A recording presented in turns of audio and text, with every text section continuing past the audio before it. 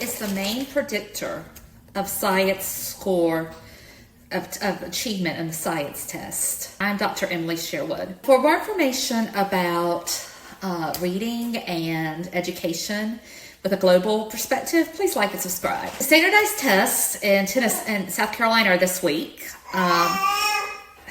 And they're coming up all across the country. Some of people have already taken them in some parts of the South, and you will be taking them if you go to school in the West or the North a little bit later, maybe early June, depending on where you're located. But everyone's going to be taking them. I made a video about that, and if you want to look at my channel, it's on that, because standardized tests are a thing in the United States. Everyone's tested in grades 3 through 8, and then there are high school tests, but then there are also other tests. For example, there's a kindergarten readiness test, so even in kindergartens, children are taking a standardized test. There's a lot of tests. And one interesting thing is that research has found that reading and reading ability is a key predictor in test success for science. And this is something that's very interesting to me, because there's this idea out there that science is content and there's not reading in science, that, you know, it's just experiments, there's vocabulary, but you can learn that orally, and reading really doesn't matter. But it does. Research has shown that between 50 and 70% of the variance, in other words, the score is affected. Almost half of your score comes from your ability to read. So even if you're really good at science, or your child's really good at science, your child's going to struggle at a test just because the child has difficulty reading. And there's not a lot of causation for that, in other words, about why that is. But we do know that science has a lot of really advanced vocabulary and words that are not used every day. We also know that many of the scientific words are very long.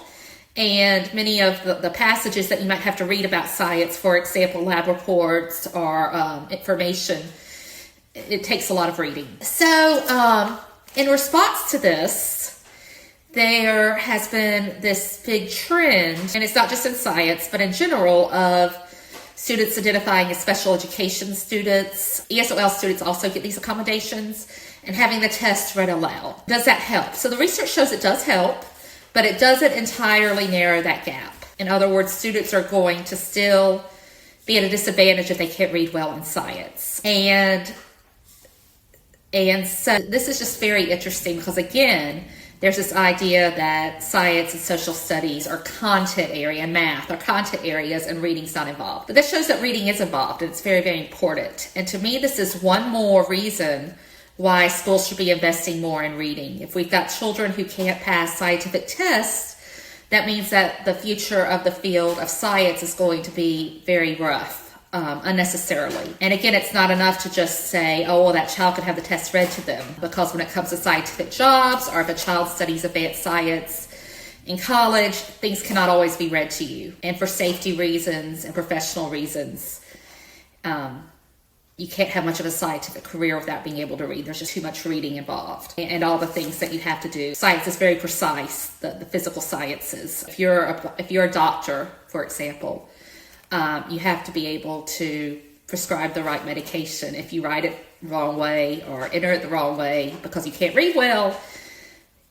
yeah, that could be a very, very dangerous thing. And so reading skills are actually very important for the sciences. But again, there's this idea that it's not, but it really is. And so this just proves this. So if you have a child or know a young person who's struggling in science, they may be struggling in science, but it also might be that the child can't read well. And this is a reason why we need more reading in schools and more attention to this. So that's all I have for today. If you're interested in literacy and reading, please like and subscribe. And until next time, keep learning.